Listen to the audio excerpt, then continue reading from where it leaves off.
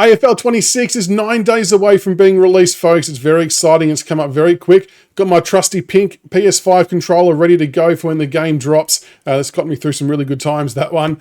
But yeah, I just wanted to make a quick video because I do have a little bit of a mini update. And then I want to also talk about my final wish list heading into the AFL26 game dropping. But in terms of the update, first and foremost, exciting to announce that I have been told that early next week is when I'll be able to go in to play the game and check it out and get some footage to share with you all. Just trying to finalise the final day and time for that. But yeah, early next week, obviously with the game coming out next Thursday. And I'm sure there'll be other content creators going in there as well at various stages. So I'm not sure if there's people going in before me, after me, how it's all working. But no doubt you'll see some content dropping from people over the next week or so. Now, the follow-up question to that is usually, well, are we going to see any other footage before the content creators get in there to do what they have to do? And I don't want to say too much, but if I was a betting man, I would keep my eye on the what's all I would probably say. So take that for what you will. But the other comment in question I often see on a lot of different socials is that because there's been nothing shown yet, that it means the game's inevitably going to be delayed. Now, as far as I'm aware, and to the best of my knowledge, the game's not going to be delayed. May the 8th is the launch date. It's going to happen. It's coming out. Unless something absolutely catastrophic happens that's totally unprecedented, I'm led to believe there's no other reason why it won't go ahead on the 8th, so it should be all systems go. As we've seen from JNT Big Ant's post on the Big Ant forum, they've obviously had the discs for a while. He did a bit of a sneaky chocolate box reveal with the PS5 case in there with a disc. And yeah, I'm led to believe the Xbox ones are also there, which I know was a contentious point last year, or not last year, the year before. But rest assured that, yeah, barring something amazingly unforeseen, the 8th is still going ahead. All systems will be go as far as I'm aware and concerned. So that will be exciting. Now, in terms of a bit of a wish list, I know we've all seen various wish list videos. I've done something similar previously, but I wanted to just quickly refine it and give one final wish list of the things I would love to see in AFL 26. And I know some of these are probably pipe dreams. Some of these may be in there. Some of these may not be in there. And it's just, that's what a wish list is. But I've sort of broken it down to 3 smaller categories. So the player career mode, first and foremost, pumped that it's going to be in the game. It was the obvious missing piece of the puzzle for AFL 23. But with having player career in there, I think comes a lot of expectation because a lot of us already play player career modes in a lot of other titles. And I guess we're wanting to see some similar elements to those games that feel familiar and make it feel a bit more in-depth and you can immerse yourself in it a bit more. So just a couple of really basic things I'd love to see is you want to start, of course, at the under 18 level and work your way through to the VFL or VFL/AFL. And it's got to obviously be a draft-based system. And it would be very, very cool if there was skill-based elements along the way that would help determine where you get drafted. Like, I don't want it to be a predetermined draft every single time, so we all go to the same draft position and things like that. It'd be good if there was, there might be, I don't know how feasible it is, but to do like a national champs games or under 18 games that have meaning towards your draft ranking and things like that. Even some mini skill games potentially would be kind of cool to have it tied into your draft rank as well. And those things I feel like might be a bit of a pipe dream, but that's what I would love to see in it in the player career mode. So we'll have to wait and see. The other big part for player career mode for me, I want it to be heavily objective based and meaningful objectives as well. So if you fail objectives or if you have a bad game in the VFL or if you're in the AFL side, whatever it might be, I want to see my player get dropped and have to go back to the VFL and perform or get reduced minutes on the ground and things like that. It's things like that you see in like the EAFC Be a Pro and the NBA one, how you got to sort of gradually build up your minutes.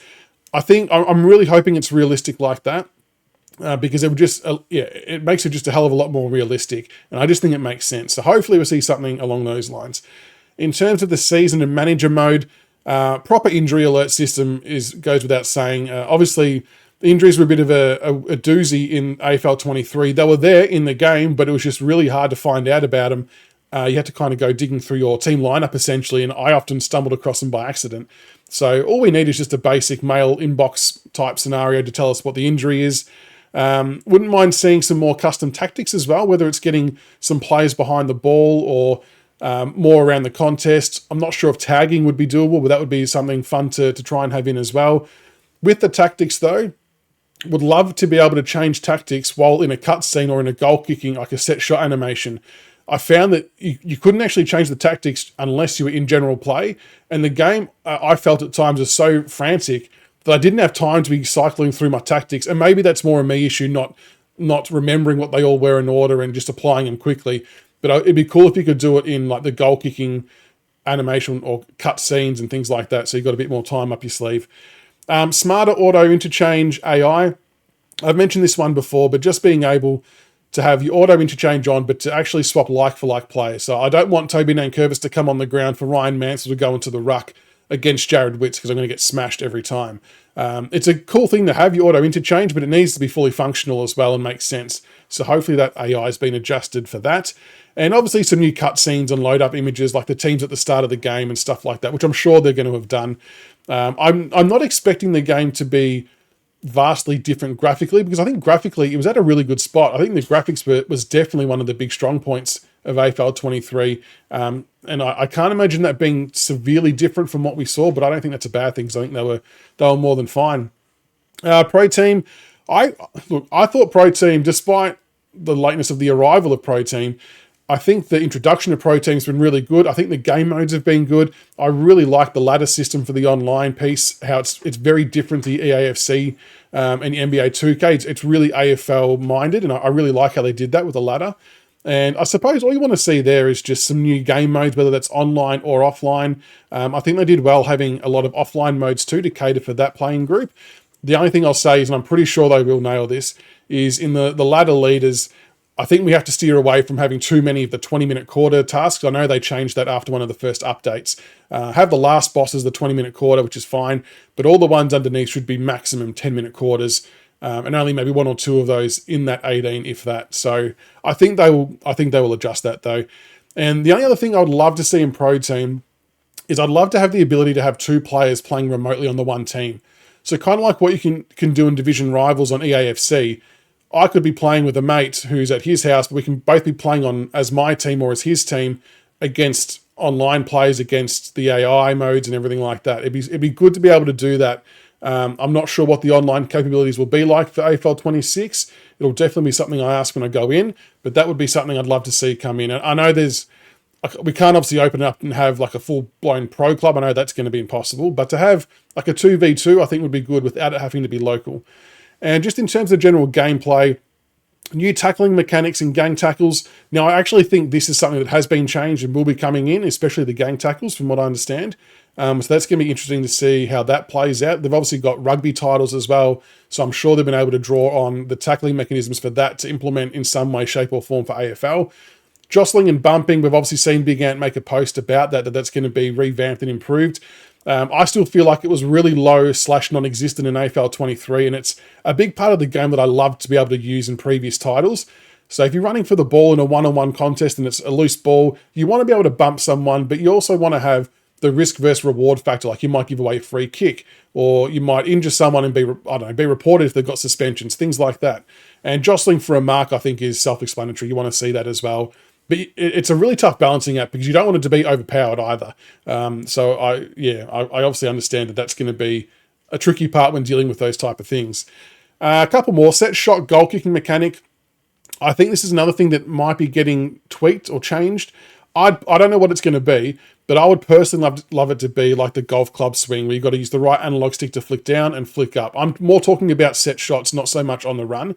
I think that would be a good way just to have more variation, because I think with the previous one in AFL23, it kind of got easy to get used to.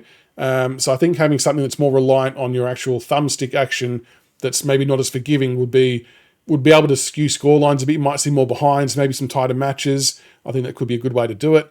And the final thing I would love to see in AFL26 is bring back the mini-games. The mini-games are heaps of fun. And as I said before, I reckon you can kind of incorporate it into your player career mode as a way to be drafted and things like that. But just even to have, whether it's a global leaderboard or a friends list leaderboard or something like that, for set shots from different positions, you could have a torpedo game and handball targets and a whole range of things. I reckon that'd be pretty cool to have, just as something a little bit different. Kind of almost works as a training mode as well, which I know a lot of people did ask about for AFL23. So maybe a training type mode that has those kind of elements in it would be cool to see as well. But anyway, that's just a short update of my final wish list for AFL26, plus the news that I can obviously now clarify that I'll be going in early next week, and I'll reveal more of that once I know the final date and time. But very excited, 9 days away from AFL26. Very much looking forward to it, looking forward to getting in there and having a look at it. And I'll make sure I ask as many questions as possible and capture as much footage as possible to share with you all.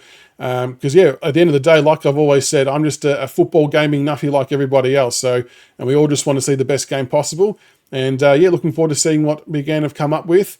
So make sure you like and subscribe for more of the AFL26 content. I'll bring it to you as soon as I get it.